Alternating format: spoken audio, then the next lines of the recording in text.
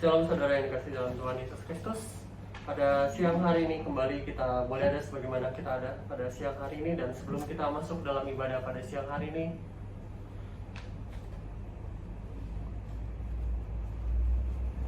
kita mari persiapkan hati kita dan biarlah Tuhan yang beracara pada siang hari ini. Dan kita minta Tuhan yang pimpin jalan ibadah pada siang hari ini dari awal pertengahannya sampai akhir ibadah pada siang hari ini. Sebelum kita mulai ibadah pada siang hari ini, mari kita bersatu di sejenak.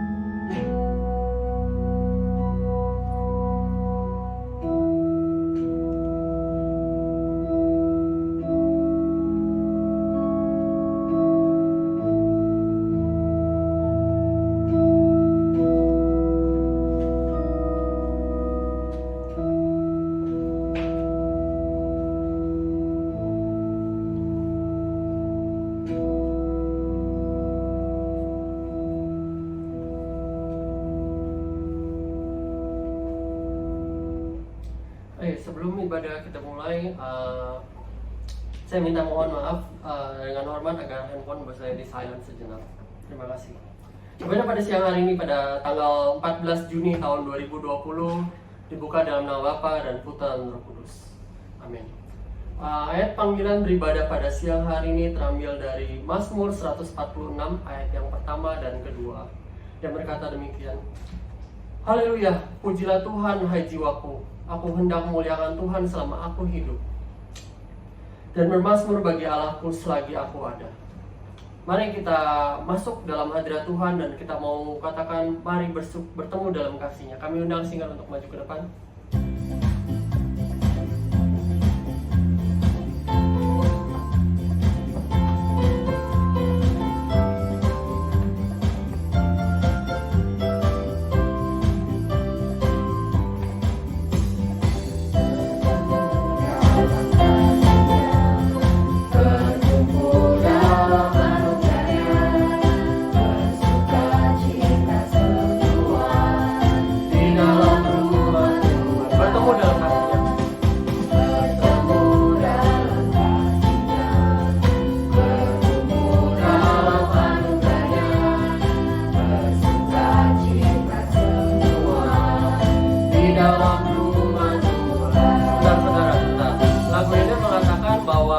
Kita bertemu dalam rumah Tuhan dan kita akan bersukacita semua di dalam rumah Tuhan. Tapi saya tidak melihat wajah sukacita yang bagi saudara ya. Mari kita bangkit berdiri semua dan kita mau bersukacita dalam rumah Tuhan. Bertemu dalam kasih-Nya.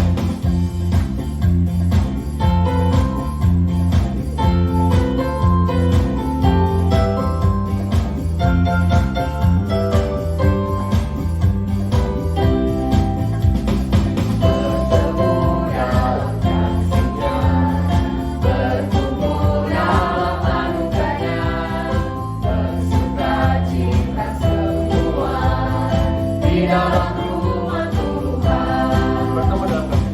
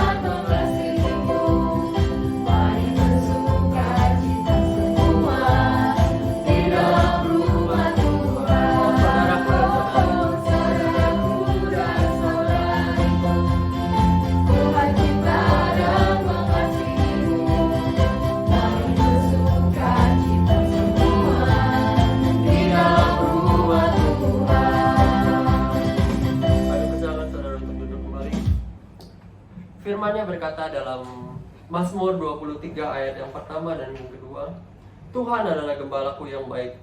Dari Mazmur Daud, Tuhan adalah gembalaku, takkan kekurangan aku. Ia membaringkan aku di padang yang berumput hijau, Ia membimbing aku ke air yang tenang. How great is thy faithfulness.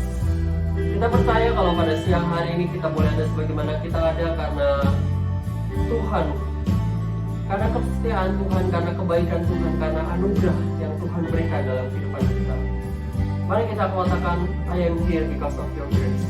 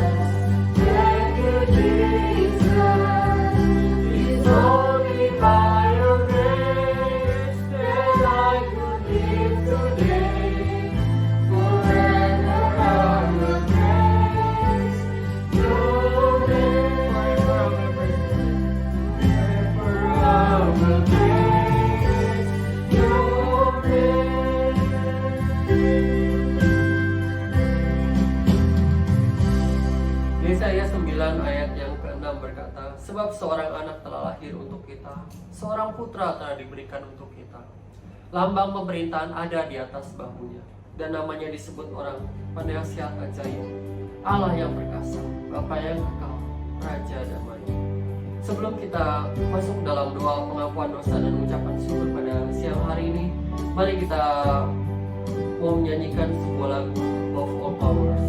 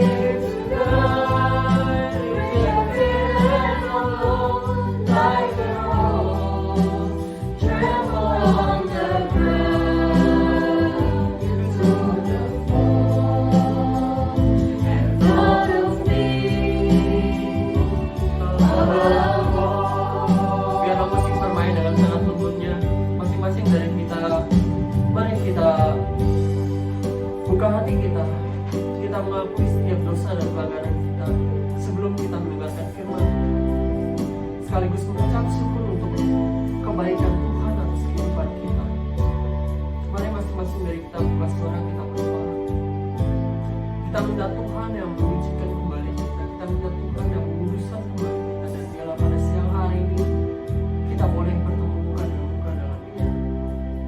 Sehingga setiap permasalahan hidup kita, setiap kelemahan hidup kita mau bawa dalam hadirat-Nya. Kita mau bawa di bawah kaki salibnya, sehingga hidup kita bukanlah kita lagi, tapi Kristus yang hidup dalam hidup kita. Masing-masing dari kita berdoa. Kita minta Tuhan yang mengampuni setiap dosa pelanggaran kita.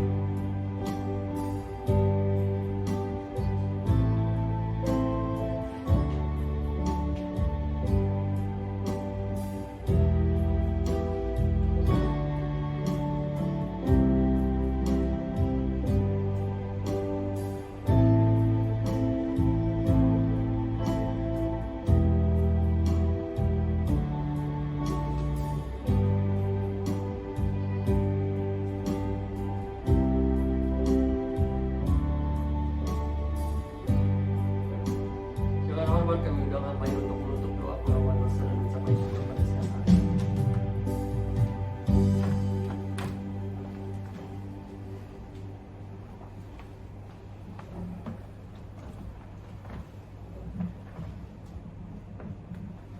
Satu Yohanes 1 ayat yang ke-9 berkata, "Jika kita mengaku dosa kita, maka Ia adalah setia dan adil, sehingga Ia akan mengampuni segala dosa kita dan menyucikan kita dari segala kejahatan." Saudara-saudara sekalian, kita mungkin hari ini hadir dengan dosa-dosa kita yang sudah kita lakukan, baik itu dosa perkataan, dosa perbuatan, dosa pikiran. Apapun yang kita lakukan, mungkin banyak hal yang mendukakan hati Tuhan. Tuhan kasih kesempatan kita pada hari ini untuk kembali datang kepada Tuhan, untuk mengakui segala dosa kita di hadapan Tuhan. Mari sama-sama kita tundukkan kepala, kita mau mengakui dosa di hadapan Tuhan. Tuhan, kami bersyukur untuk segala anugerah dan berkat-Mu yang begitu luar biasa bagi kami. Terima kasih ya Bapa untuk anugerah-Mu yang besar ketika kami boleh ada di tempat ini. Khususnya Tuhan, hari ini kami boleh kembali berkumpul Tuhan setelah sekian lama, beberapa bulan kami menghadapi virus corona yang mungkin memang sampai hari ini belum selesai. Tapi ketika kami bisa hadir hari ini Tuhan, ketika gereja sudah mulai bisa buka ya Tuhan, itu semua karena anugerah-Mu. Kami juga bersyukur ya Tuhan, Kau memberikan kami kesehatan yang luar biasa, Kau kasih kami kekuatan. 5 bulan Tuhan kami berjuang melawan corona dan Tuhan kasih kami kesehatan yang luar biasa. Itu juga karena berkat anugerah-Mu. Tuhan, hari ini Tuhan kami datang tertunduk malu di hadapan Tuhan. Kami melihat Tuhan begitu banyak anugerah berkat yang Tuhan sudah berikan kepada kami Tuhan. Tapi kami juga menyadari di tengah berkat anugerah Tuhan itu kami tetap adalah manusia-manusia yang sering kali mendukakan hati Tuhan. Karena itu Tuhan, hari ini kami mohon ampun di hadapan-Mu. Tuhan, kiranya Engkau sendiri yang mau menyucikan kami, Engkau yang mau menolong kami ya Tuhan, supaya kami boleh berubah, supaya kami Tuhan boleh bertobat di hadapan Tuhan. Kami bukan hanya mengaku dan kami bukan hanya minta ampun hari ini, tapi hari-hari ke depan, hari-hari selanjutnya kami boleh menjadi anak-anak Tuhan yang lebih baik lagi. Anak-anak Tuhan yang semakin dan semakin berkenan kepada Tuhan. Tuhan, bantulah kami. Kami gak mampu tanpa Tuhan. Kami sungguh-sungguh Tuhan berharap. Kami sungguh-sungguh hanya bisa berharap dan berserah kepada Tuhan yang boleh bantu kami untuk bertobat, bantu kami untuk berubah. Sehingga ya Tuhan, kematian Yesus di atas kayu salib itu tidak kami sia-siakan. Kami sungguh-sungguh mau menjalani hidup kami sesuai dan seturut dengan kehendak Tuhan. Terima kasih Bapa, hanya dalam nama Yesus kami berdoa dan ucap syukur. Amin. Sambil tetap bangkit berdiri, mari kita akan mengikrarkan pengakuan iman kita. Pengakuan iman Rasul. Aku percaya kepada Allah, Bapa yang Maha Kuasa, Khalik langit dan bumi, dan kepada Yesus Kristus, anaknya yang tunggal Tuhan kita, yang dikandung daripada Roh Kudus, lahir dari anak darah Maria, yang menderita sengsara di bawah pemerintahan Pontius Pilatus, disalibkan, mati dan dikuburkan, turun ke dalam kerajaan maut. Pada hari yang ketiga, bangkit pula dari antara orang mati, naik ke surga, duduk di sebelah kanan Allah, Bapa yang Maha Kuasa. Dan dari sana Ia akan datang untuk menghakimi orang yang hidup dan yang mati. Aku percaya kepada Roh Kudus, gereja yang kudus dan am, persekutuan orang kudus, pengampunan dosa, kebangkitan tubuh, dan hidup yang kekal. Amin.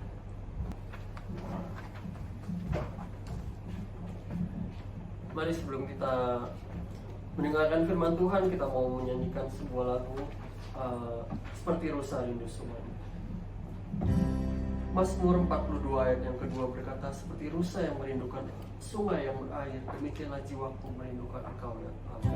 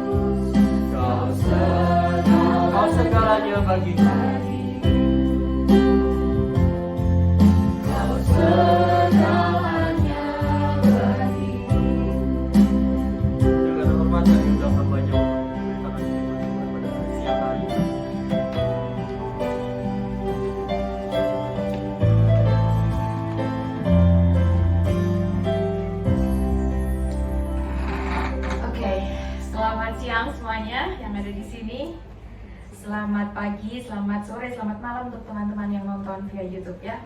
Mari kita memulai firman hari ini. Kita mau berdoa terlebih dahulu ya. Mari kita berdoa.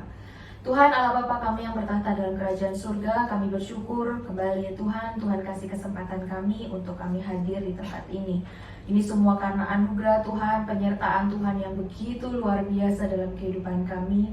Tuhan, kami hari ini juga bersyukur Tuhan bukan hanya kasih kesempatan kami untuk kembali memuji dan memuliakan Tuhan bersama-sama, Tapi Tuhan kasih kesempatan kami untuk kembali bersama-sama mendengarkan firman Tuhan, sama-sama merenungkan firman Tuhan. Tuhan, bantulah kami supaya kami sungguh-sungguh bisa mendengarkan dengan baik. Bantulah kami untuk memahami dan mengerti firman Tuhan. Dan bantulah hamba-Mu di tengah keterbatasannya Tuhan, supaya firman Tuhan benar-benar diberitakan dengan baik. Sehingga setiap anak-anak-Mu yang hadir pada hari ini Tuhan pulang dengan tangan kosong. Bagi anak-anak-Mu, jemaat-Mu yang hari ini Tuhan butuh penghiburan, kiranya Kau memberikan setiap mereka penghiburan. Butuh teguran Tuhan, kiranya Kau yang menegur kami semua. Kalau kami butuh jalan Tuhan yang mungkin masih tertutup bagi kami, biarlah ya Tuhan ketika kami pulang kami boleh melihat bahwa tangan Tuhan itu tidak pernah berhenti untuk bekerja bagi setiap kami. Dan Tuhan akan membuka jalan-jalan bagi setiap kami. Terima kasih ya Bapa, kami serahkan waktu ini ke dalam tangan Tuhan. Hanya dalam nama Yesus kami berdoa dan mengucap syukur. Amin. Oke, bagaimana kabarnya? How are you today?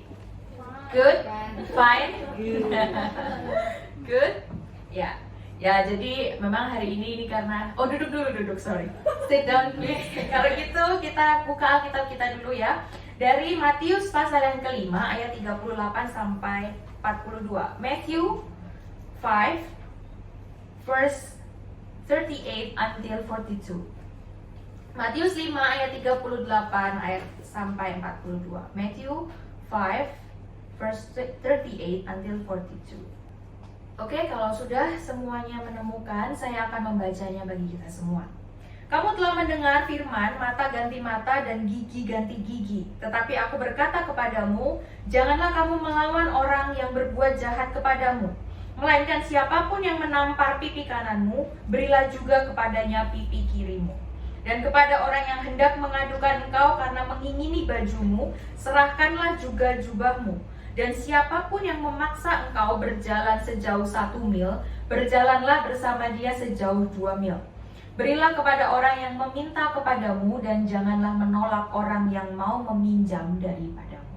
Ya, demikian jauh pembacaan firman Tuhan. Biarlah kita bukan hanya membaca, tapi kita juga bisa merenungkan dan melakukan, itu yang lebih penting. Saudara pernah dengar istilah mata ganti mata, gigi ganti gigi nggak? Apa itu artinya? Mata ganti mata apa? Membalas sama dengan apa yang mereka lakukan pada kita. Iya, membalas apa yang sudah sama lakukan bagi kita gitu ya. Jadi misalnya contohnya dicubit juga harus balasnya cubit ya kan. Misalnya cubit dengan kekuatannya sedang, jadi harus balasnya cubit dengan kekuatan sedang. Nah pertanyaannya saudara, kalau misalnya saudara dicubit gitu ya, misalnya saudara dicubit, kira-kira kalian akan membalas dengan kekuatan yang sama atau lebih? Lebih kan? Kita semua punya kecenderungan ya saudara untuk kayak misalnya kita diganggu atau biasanya tuh ya orang itu kalau misalnya disenggol dikit apa? Senggol bacok ya kan? Cuma disenggol tapi kita harus bacok ya kan? Jadi itu bukan eye for eye tapi life for eye mungkin ya, and life for tooth. Jadi kalau misalnya kamu congkel mataku, kamu congkel gigiku, matilah kamu gitu. Nah saudara, itulah yang terjadi pada waktu bangsa Israel dulu, saudara. Mereka dengan bangsa-bangsa lain hidup bersamaan, itu sudah biasa. Sudah biasa orang itu kalau misalnya kita misalnya ada misalnya ya bangsa mereka salah satu orang yang diapain gitu, misalnya dicuri barangnya gitu, mereka bisa dibunuh saudara sama orang yang lain. Pembalasannya itu seperti itu. Oleh karena itu saudara, makanya kalau kita lihat di hukum Taurat di perjanjian lama, Musa itu memberikan hukum eye for eye, tooth for tooth. Itu gunanya bukan supaya kita itu bukan untuk mendukung balas dendam. Oke, jadi balaslah, enggak, tapi justru untuk membuat manusia itu memahami bahwa kalau kamu balas dendam itu enggak baik. Sehingga kalau misalnya kamu disakiti sama orang, seharusnya yang tepat adalah orang itu mendapatkan timbalan yang sama. Nah, tapi sebagai manusia berdosa, sebagai manusia kita itu nggak mampu untuk memberikan timbalan yang setimpal. Sehingga saudara di eye for eye, tooth for tooth itu kalau kita baca di dalam di dalam perjanjian lama itu sebenarnya diperuntukkan bagi sistem pengadilan. Jadi pengadilanlah yang bisa menentukan apa yang menjadi balasan atas apa yang sudah kamu lakukan. Misalnya, si A membunuh si B. Gimana caranya? Ini harus dibawa ke tempat pengadilan dulu, barulah disebut itu eye for eye and tooth for tooth. Gitu. Nah, tapi permasalahannya kembali adalah kita tahu dari dulu sampai sekarang, di zaman Israel sampai di Indonesia, peradilan itu nggak ada yang benar-benar adil, ya kan? Apalagi kalau misalnya di Indonesia, kita tahu bahwa kalau kamu mau peradilan yang adil harus ada duit yang adil juga, ya kan? Harus ada pelicin gitu. Nah, saudara, itulah yang terjadi. Makanya saudara, firman atau kitab Taurat itu dikatakan karena dilakukan oleh manusia itu jadi tidak sempurna, karena manusia itu tidak benar-benar mengerti. Orang jadi sampai akhirnya sekarang orang berpikir eye for eye, tooth for tooth itu bukan seperti yang tadi kita katakan, bukan cuma seperti kalau kamu dicongkel matanya kamu harus congkel mata orang lain, enggak begitu. Tapi ketika kamu dicongkel matanya kamu harus ambil hidupnya, kayak gitu. Itu menunjukkan saudara memang manusia itu dari ketika manusia itu jatuh ke dalam dosa, kita semua, bukan cuman mungkin orang-orang yang jahat, pencuri, pembunuh, enggak, kita semua, kita itu punya chance untuk itu. Coba bayangkan kalau misalnya ada satu orang dari keluarga kita itu disakiti sama orang lain, sudah kita pasti nggak terima sama sekali. Kalau misalnya ya keluarga kita bangkrut misalnya, duit kita habis karena seseorang, saya yakin kok kita itu punya kecenderungan kalau bisa saya akan, misalnya pun kita mau masukin dia ke dalam penjara, saya mau dia itu di dalam penjara seumur hidupnya. Karena begitu kita marahnya setengah mati. Itulah yang sedang Tuhan itu ingin ganti. Pikiran seperti itu yang sedang Tuhan ingin ubahkan. Saudara, kalau misalnya kita lihat sebenarnya di dalam Imamat pasal yang ke-19 ayat yang ke-8, Leviticus 19 verse 18 itu ditulis, saudara, sebenarnya Tuhan itu walaupun ada hukum yang berkata mata ganti mata, gigi ganti gigi, di situ Tuhan jelas berkata, kamu tuh jangan mencari balas dendam, kamu tuh jangan balas dendam sama orang lain, bahkan kamu tuh jangan mengeluarkan amarahmu sama orang lain, tetapi kasihilah sesamamu, kasihilah sesamamu. Jadi dari dulu jangan bilang ketika zamannya Yesus baru orang itu diajari mengasihi, enggak. Dari zaman dulu tuh udah dikasih tahu bahwa hukum mata ganti mata itu bukan untuk kamu melakukan balas dendam, tapi untuk kamu belajar mengasihi, memberikan. Kalau Tuhan bilang kan, biarlah pembalasan itu adalah hakku. Jadi kita itu, karena Tuhan tahu kita punya kecenderungan untuk tidak bisa berbuat adil. Nah, saudara, ketika kitab Taurat itu diselewengkan, bukan diselewengkan, mungkin mereka tidak benar-benar memahaminya. Oleh karena itu sekali lagi Tuhan Yesus itu hadir bukan untuk menghapuskan hukum Taurat, bukan untuk mengganti hukum Taurat, tapi untuk menjelaskan supaya kamu mengerti apa maksudnya. Sehingga saudara, kalau kita kembali di Matius 5 di ayat 39 dikatakan, tetapi aku berkata kepadamu, janganlah kamu melawan orang yang berbuat jahat kepadamu. Janganlah kamu melawan orang yang berbuat jahat kepadamu. Jadi gak usah ngomong balas dendam, saudara. Orang kalau berbuat jahat, kita itu gak boleh ngelawan. Nah, seperti apa contohnya? Yang pertama, kalau misalnya ada orang yang kamu ditampar pipi kananmu, kasih pipi kirimu. Ini sering kali kita hafalkan ya. Kalau kamu ditampar kanan, kasih kiri. Tapi saudara, saya tanya, pernah gak kalian ditampar? Ada yang pernah ditampar? Pernah? Pernah? Kalau kalian ditampar, kalian kasih pipi kiri nggak? Hah? Enggak. Ditampar lagi ya? Dulu, saudara, saya masih ingat dulu waktu saya kecil, saya SD itu, saya tuh suka pukul-pukulan sama teman-teman saya, saudara. Nah, saudara, jadi kalau misalnya biasanya itu ya saya nggak tahu ya, waktu itu kenapa teman saya itu cowok, tapi dia kayak cewek gitu. Jadi karena saya kan cewek ya, saya tampar kan, tapi dia balas tampar saya. Jadi akhirnya kita tampar-tamparan. Nah, saudara, sebenarnya yang ada di dalam sini itu bukan bicara soal tamparan secara literal. Jadi bukan berarti kalau kamu ditampar, kamu langsung nyoh ini loh kasih pipi yang satunya. Enggak gitu, saudara. Tapi saudara, di sini tuh Saudara, kalau dulu orang Israel ya, jadi kita harus sekali lagi ketika kita membaca Alkitab, kita harus tahu konteksnya itu seperti apa pada waktu itu. Saudara, pada waktu itu orang itu kalau ditampar itu melakukan penghinaan. Nah, kenapa yang ditampar adalah pipi kanan itu lebih lagi, saudara. Saudara kalau saudara nampar pipi kirinya seseorang, saudara namparnya gini. Tapi kalau saudara nampar pipi kanan, saudara pakai ini kan? Tas gitu, ya nggak sih?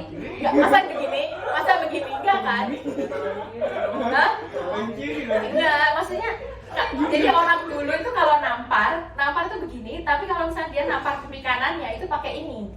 Jadi tampar gini loh. Nah, itu adalah penghinaan yang jauh lebih besar. Jadi benar-benar kamu itu kayak menghina orang itu. Jadi bukan cuma nampar, tapi di sini jelaskan kamu menampar pipi kanannya. Maksudnya kamu namparnya tuh kayak gini. Jadi benar-benar kamu tuh insult dia. Kamu tuh benar-benar menghina dia, dan kamu tuh tidak menghargai dia. Saudara, tapi uniknya di sini Tuhan itu berikanlah juga kepadanya pipi kirimu. Yang dimaksud Tuhan di sini adalah seperti yang di ayat 39, jangan balas, jangan dilawan. Oke. Mungkin hatinya sudah gelisah, gimana sih Tuhan ini. Kita lanjut dulu ya. Selanjutnya yang kedua.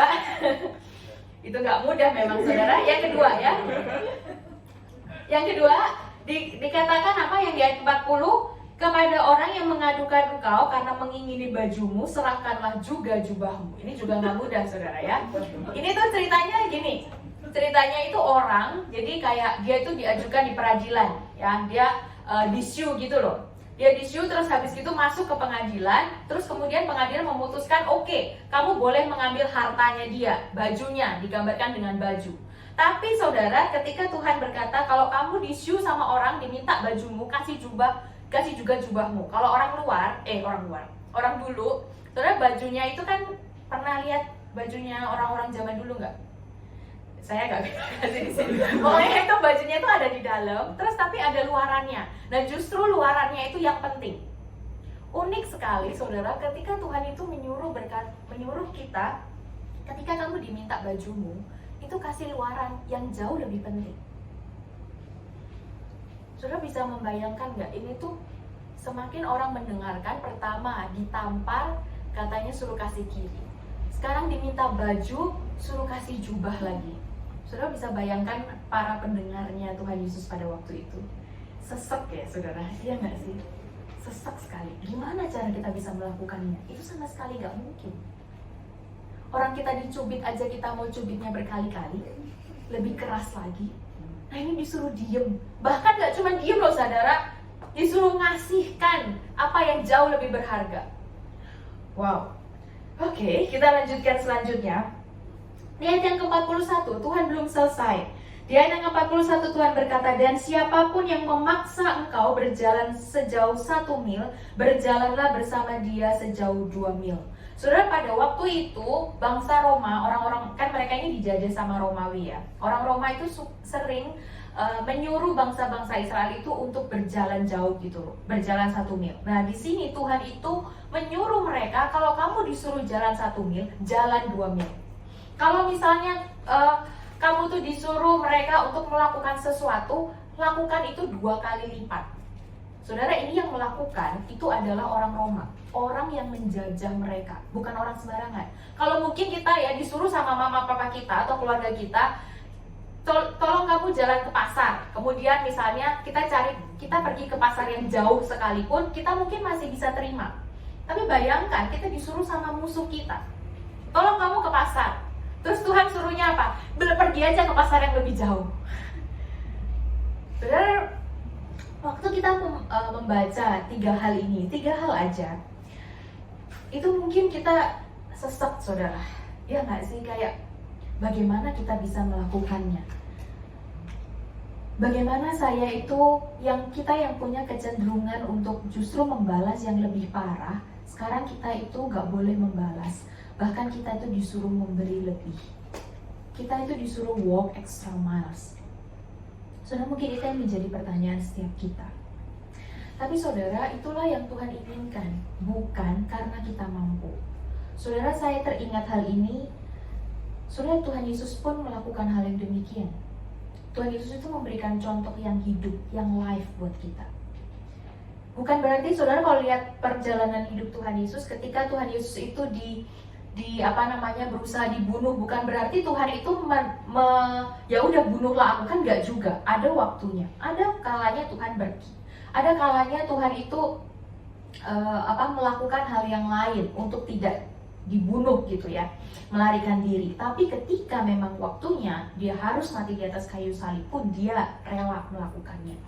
Nah saudara, kalau kita lihat dari apa yang Yesus lakukan, mengapa Yesus rela mau mati di atas kayu salib buat kita?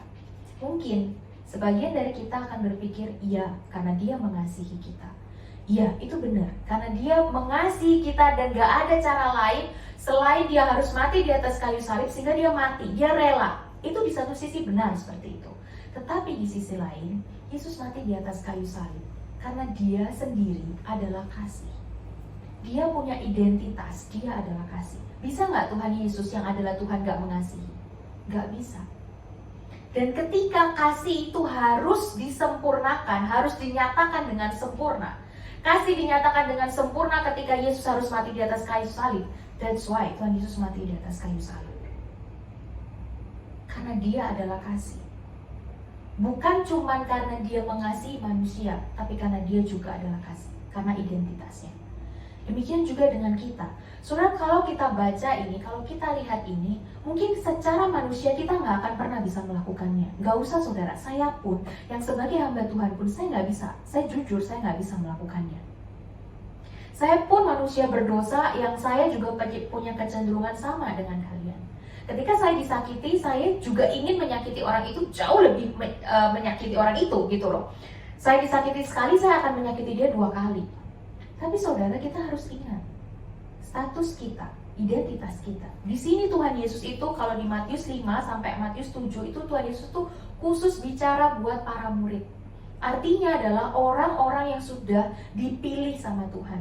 Orang-orang yang identitasnya itu sudah berubah. Saudara, kalau orang di luar sana mengajarkan kepada kita mata ganti mata, gigi ganti gigi, pembalasan itu wajar. Tapi Tuhan berkata pembalasan itu adalah hakku. Balas dendam itu tidak wajar.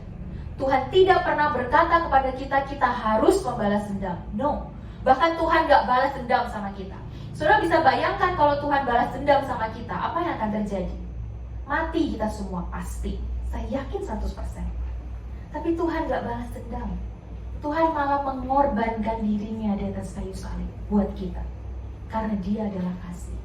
Oleh karena itu saudara, ketika kita ditampar, kita kasih pipi kiri, ketika kita kita minta baju, dimintain bajunya, kita kasih jubah, itu bukan menjadi perbincangan, diskusi apakah ini susah atau tidak bisa, susah atau tidak dilakukan, susah atau mudah dilakukan. Bukan lagi perbincangan soal aduh kayaknya ini hukumnya terlalu tinggi, gak mungkin bisa dilakukan. No, perbincangannya bukan lagi soal itu. Bukan itu yang kita harus pikirkan. Tapi yang harus kita pikirkan sekarang, itu yang harus kita lakukan.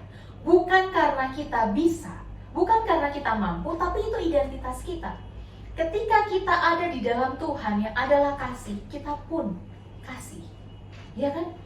Kita pun selalu Tuhan bilang, kalau kita lihat di ayat yang ke-43, Tuhan berkata kasihilah musuhmu.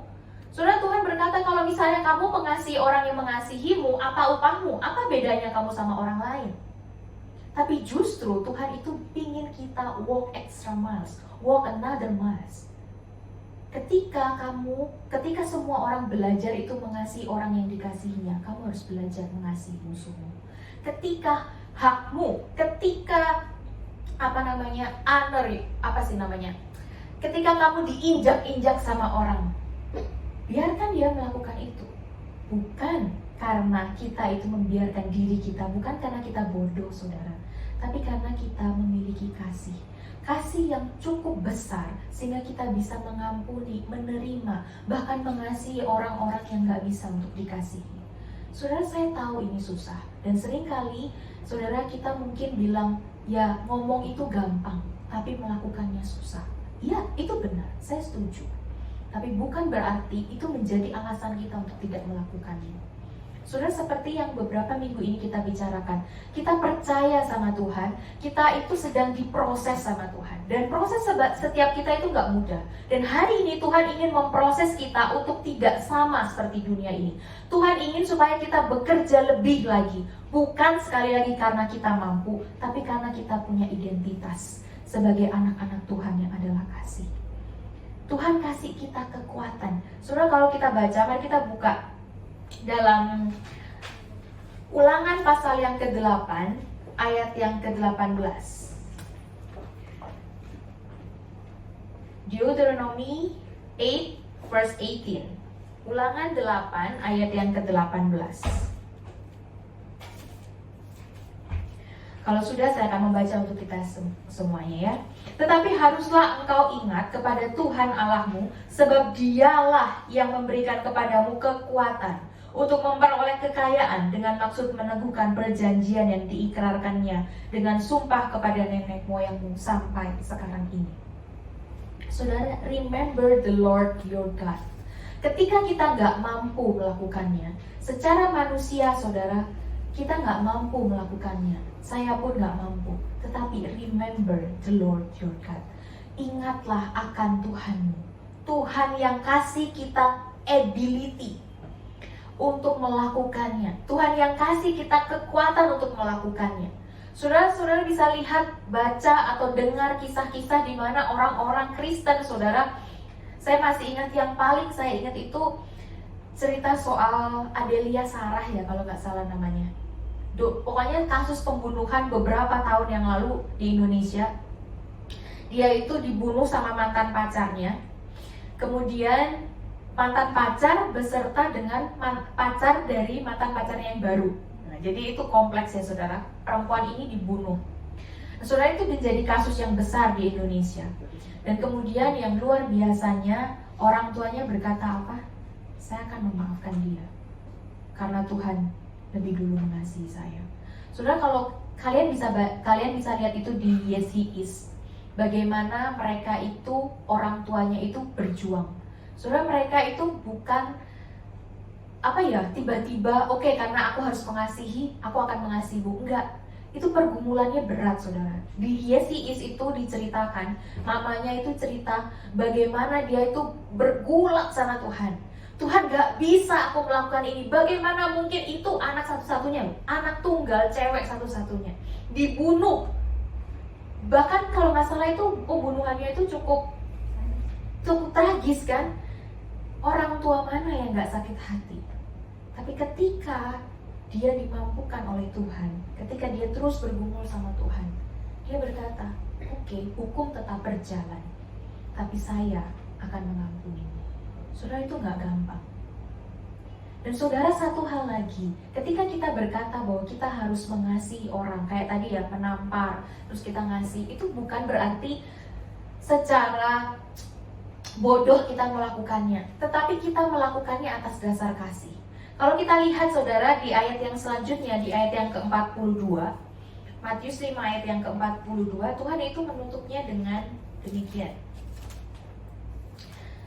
Di ayat di situ dikatakan, berilah kepada orang yang meminta kepadamu, dan janganlah menolak orang yang mau meminjam daripadamu. Nah saudara, di sini Tuhan itu ingin mengatakan demikian.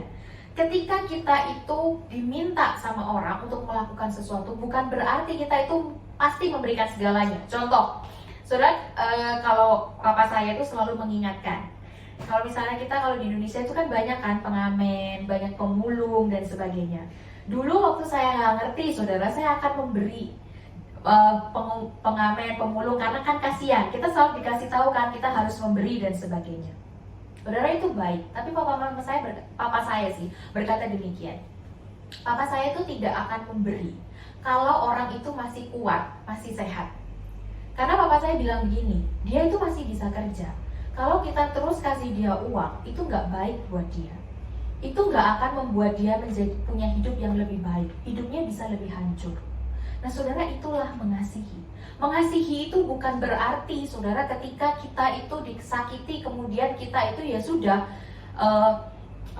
menyerahkan diri saja Tetapi kita juga, kalau misalnya kita disakiti oleh orang yang kita sayangi, orang yang kita kasih, atau orang yang kita kenal, ya kita harus kasih tahu dia bahwa apa yang dia lakukan itu salah.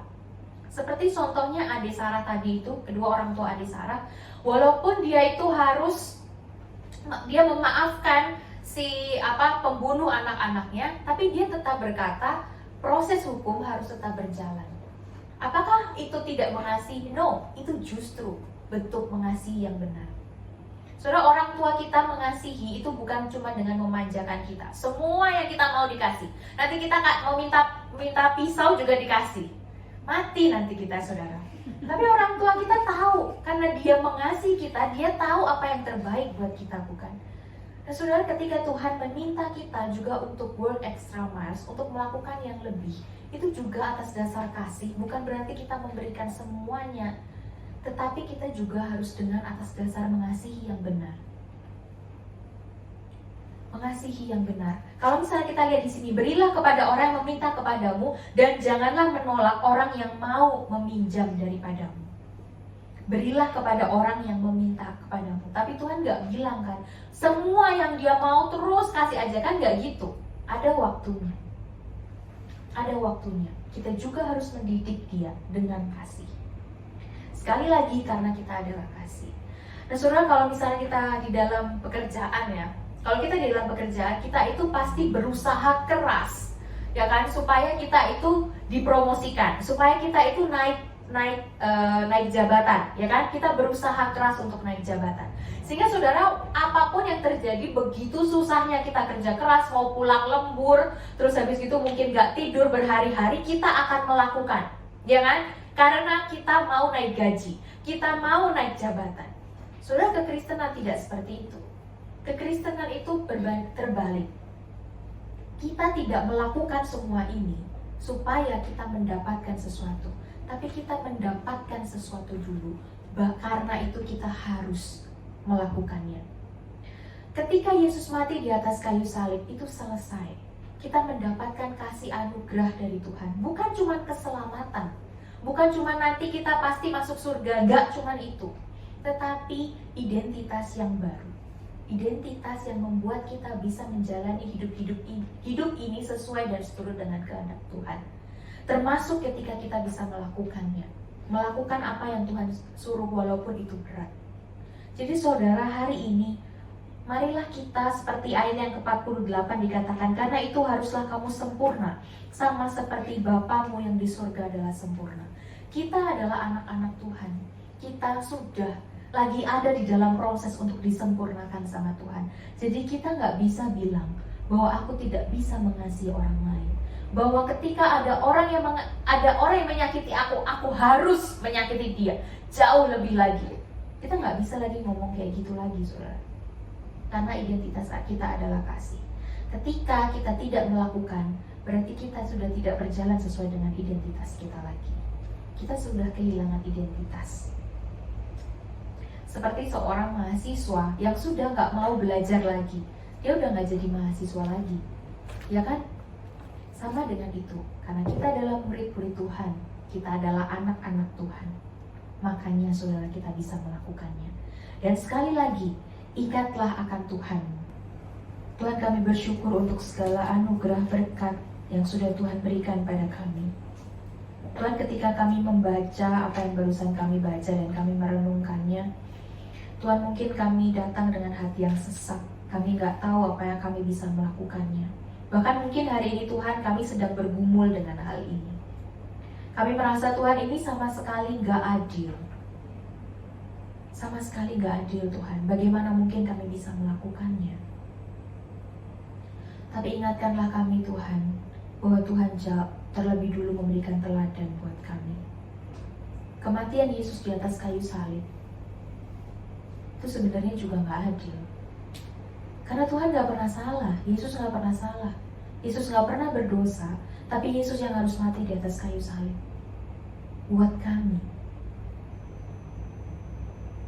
Karena Yesus adalah kasih, karena Engkau adalah kasih sehingga Engkau mau mati di atas kayu salib. Dan kami adalah anak-anak-Mu ya Tuhan. Karena itu Tuhan, kami tahu, kami percaya ketika kami tinggal di dalam Tuhan, ketika kami sungguh-sungguh ada di dalam Tuhan, kami mampu melakukannya.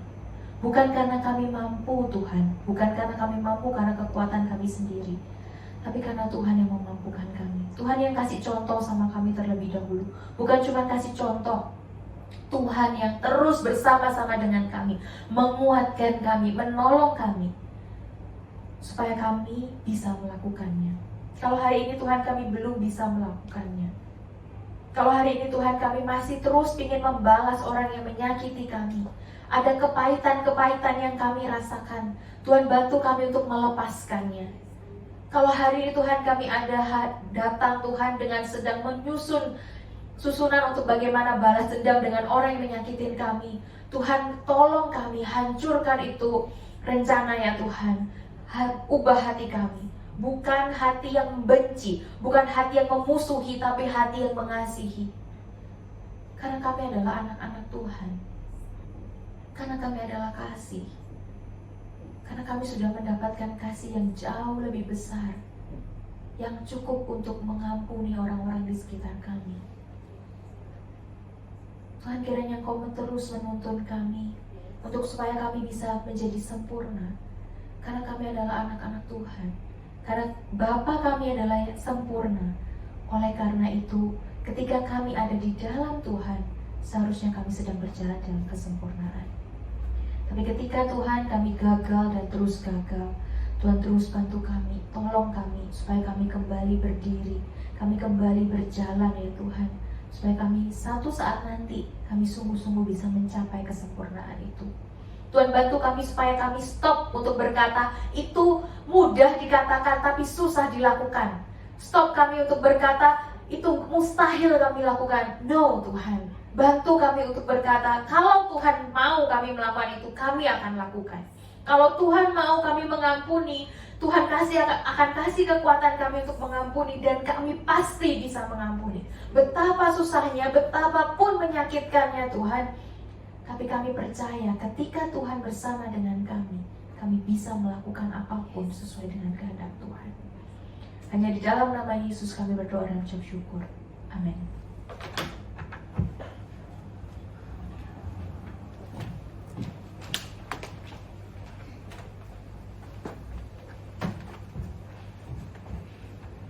Terima kasih kepada hambanya yang telah memberitakan firman Tuhan. Biarlah firman Tuhan yang ditaburkan boleh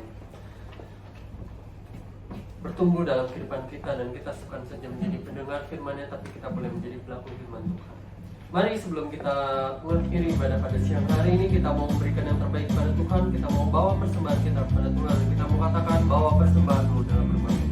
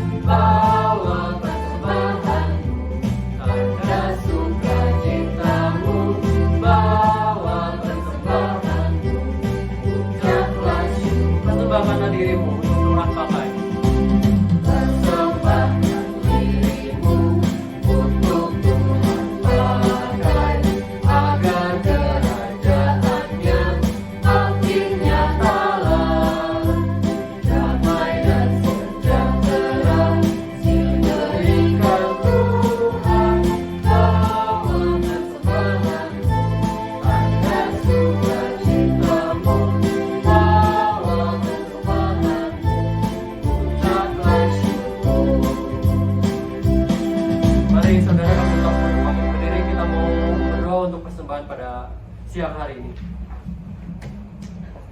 Terima kasih Bapak, terima kasih Tuhan untuk firman-Mu Tuhan yang boleh Engkau berikan kepada kami Tuhan. Dan biarlah Tuhan ketika kami mendengarkan firman-Mu Tuhan, kami bukan saja menjadi pendengar firman-Mu, tapi kami boleh menjadi pelaku firman-Mu pula dalam kehidupan kami Bapak. Biarlah hidup kami dalam sehari lepas ke sehari Tuhan, bukanlah kami lagi Tuhan, tapi Kristus yang hidup dalam hidup kami Bapak. Terima kasih Tuhan, terima kasih pula Bapak untuk persembahan yang boleh kami berikan ini untuk memuliakan kerajaan-Mu di tempat ini Tuhan. Dan biarlah Tuhan lewat persembahan ini Tuhan, lewat persembahan yang tidak seberapa ini Tuhan, Kau boleh pakai persembahan kami ini Tuhan untuk memperluas kerajaan-Mu lebih lagi Tuhan, untuk boleh dipergunakan Tuhan oleh tangan-tangan yang mengolahnya Tuhan. Kau urapi Tuhan, dan biarlah Tuhan lewat persembahan ini Tuhan, nama Tuhan Yesus Kristus mulai didengar dan dimuliakan Bapak. Terima kasih Bapak, kami serahkan persembahan ini Tuhan dalam tangan Tuhan Yesus Kristus, dan biarlah nama Tuhan Yesus Kristus yang tinggal dimuliakan. Dalam nama Tuhan Yesus kami berdoa. Haleluya.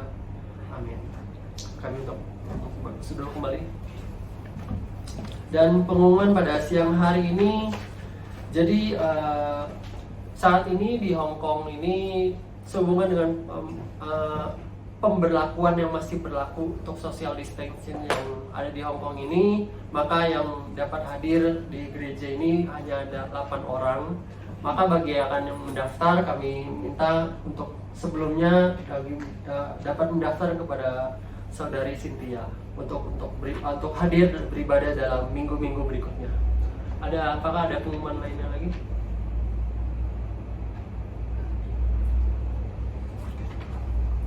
Mari kita berdoa syafaat pada siang hari ini. Terima kasih Bapak, terima kasih Tuhan untuk ibadah pada siang hari ini Bapak. Kalau kami boleh ada sebagaimana kami ada Tuhan, kami tahu semuanya karena anugerah-Mu yang begitu besar pada siang ini Tuhan. Siapakah kami Tuhan sehingga Engkau masih memelihara hidup kami Tuhan, sehingga Engkau masih terus memberikan berkat-Mu pada kami Tuhan. Terima kasih untuk perlindungan-Mu Bapak, terima kasih untuk anugerah-Mu Bapak yang boleh Engkau berikan kepada kami Tuhan. Sungguh Engkau sangat ajaib Tuhan, sungguh Engkau sangat setia dalam hidup kami Bapak. Di tengah pandemi corona ini Tuhan, Engkau masih memberikan kesehatan yang ekstra kepada kami Bapak. Kami percaya Tuhan semuanya karena anugerah-Mu besar Tuhan. Terima kasih Bapak, dan biarlah Tuhan pada siang hari ini Tuhan kami berdoa Tuhan untuk setiap jemaat-Mu Tuhan di GKI Hong Kong ini Tuhan, kiranya Engkau berikan kesatuan hati kepada kami Tuhan. Biarlah Engkau berikan kami hikmat-Mu Tuhan, agar kami boleh hidup dalam lepas dari sehari ke sehari Tuhan dengan anugerah yang berasal daripada Engkau saja Bapak. Kau berikan kesehatan kepada kami Tuhan, pimpin kami yang berada di Indonesia Tuhan, yang bagi student, yang bagi teman-teman kami Tuhan yang masih berada di Indonesia Tuhan, yang masih menjalani liburan mereka Tuhan, kiranya Tuhan Kau yang pimpin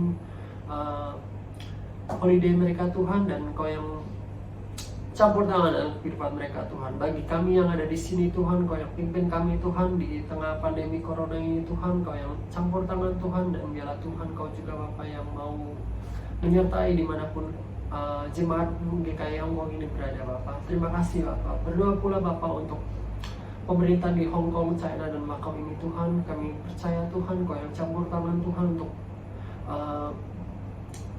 pemerintahan di Hong Kong, China dan Macau ini Tuhan. Berikan hikmat Tuhan pada Chief Executive of Hong Kong ini Tuhan, agar dia boleh mengelola Hong Kong ini dengan takut akan Kau Bapak.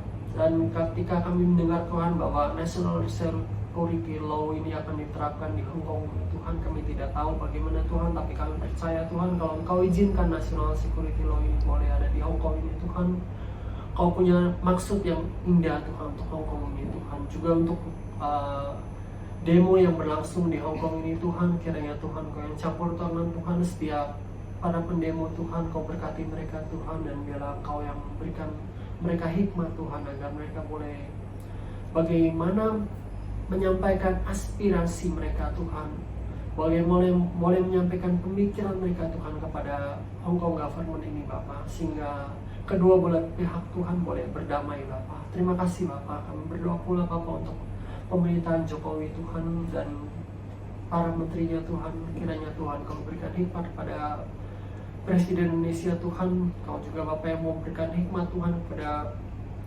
pemimpin-pemimpin di bangsa Indonesia Tuhan. dengan para stafnya Tuhan, Kau berikan mereka hikmat Tuhan, agar setiap keputusan-keputusan yang mereka ambil Tuhan merupakan takut akan Kau Tuhan, sehingga bangsa Indonesia Tuhan mengalami lawatan Kau dari Sabang sampai Merauke Tuhan. Kami rindu Tuhan untuk melihat bangsa Indonesia dipulihkan oleh Engkau Bapa. Di tengah pandemi ini Tuhan, kami percaya Tuhan Kau yang bekerja Tuhan untuk bangsa Indonesia Tuhan. Kalau kami tahu Tuhan bahwa saat ini sudah mencapai lebih daripada 30.000 COVID-19 cases di Indonesia Tuhan, kami percaya kalau Engkau izinkan ini terjadi Tuhan, kami percaya Engkau punya maksud yang indah untuk bangsa Indonesia Tuhan. Kami percaya Tuhan Kau yang campur tangan Tuhan di tengah pandemi ini untuk bangsa Indonesia Bapak. Terima kasih ya Bapak, terima kasih Tuhan. Berdoa pula Bapak untuk setiap negara Tuhan, di bangsa Tuhan seperti di US Tuhan yang saat ini telah terjadi demo Tuhan untuk selama ini beberapa hari ini telah terjadi demo Tuhan. Kiranya Tuhan Kau yang berikan ketenangan kembali kepada bangsa-bangsa tersebut Tuhan. Kau yang campur tangan Tuhan tengah pandemi COVID-19 ini Tuhan. Kami percaya Tuhan Kau yang melawat bangsa-bangsa Tuhan. Kami percaya Tuhan Kau punya maksud yang indah untuk bangsa-bangsa tersebut Bapak. Terima kasih Bapak, terima kasih Tuhan. Dan doa yang jauh dari sempurna ini Tuhan, kami mau tutup dengan doa yang Kau ajarkan kepada kami Bapak. Bapa kami yang ada di surga, diuruskanlah kerajaan, jadilah kehendak-Mu di bumi seperti di surga. Berilah kami kepada kami yang makan kami, dan ampunilah seperti kami juga mengampuni salah kepada kami. Dan janganlah membawa kami dalam pencobaan, tapi lepaskan kami dari yang jahat, karena Engkau yang punya kerajaan dan kuasa dari dahulu sampai sekarang. Amin. Kami mohon untuk hambanya untuk menutup doa doksologi dan doa mereka. Terima kasih.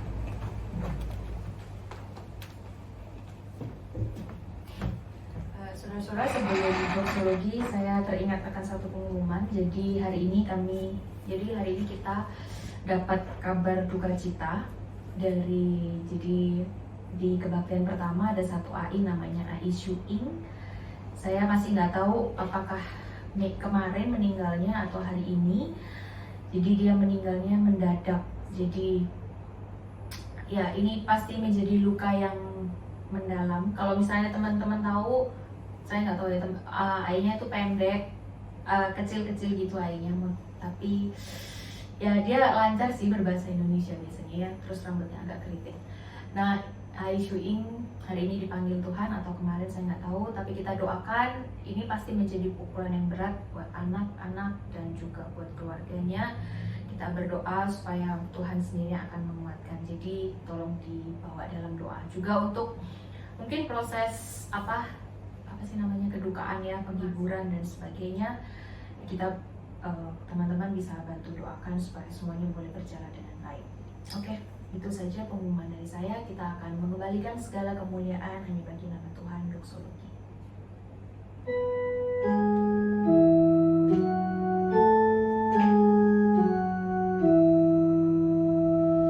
Puji Allah Bapa Putra, puji Allah Roh Kudus, ketiganya yang esa. Pohon selamat sumber berdal. Amin. Bapak Ibu Saudara sekalian, marilah kita pulang dengan kita mengingat bahwa kita adalah anak-anak Tuhan. Kita bisa melakukan apa yang tidak bisa dunia lakukan. Kita adalah anak-anak Tuhan yang sudah dikasih Tuhan anugerah terlebih dahulu untuk melakukan kehendak Tuhan. Oleh karena itu, marilah kita pulang, kita sungguh-sungguh mau melakukan apa yang menjadi kehendak Tuhan dalam hidup kita. Bukan dengan kekuatan kita, tapi bersama-sama dengan Tuhan. Dan marilah kita sama-sama terima berkat dari Tuhan. Kiranya kasih karunia dan damai sejahtera dari Allah, Bapa kita, dan dari Tuhan Yesus Kristus menyertai kita sekalian dari hari ini sampai Yesus datang kedua kalinya. Amin.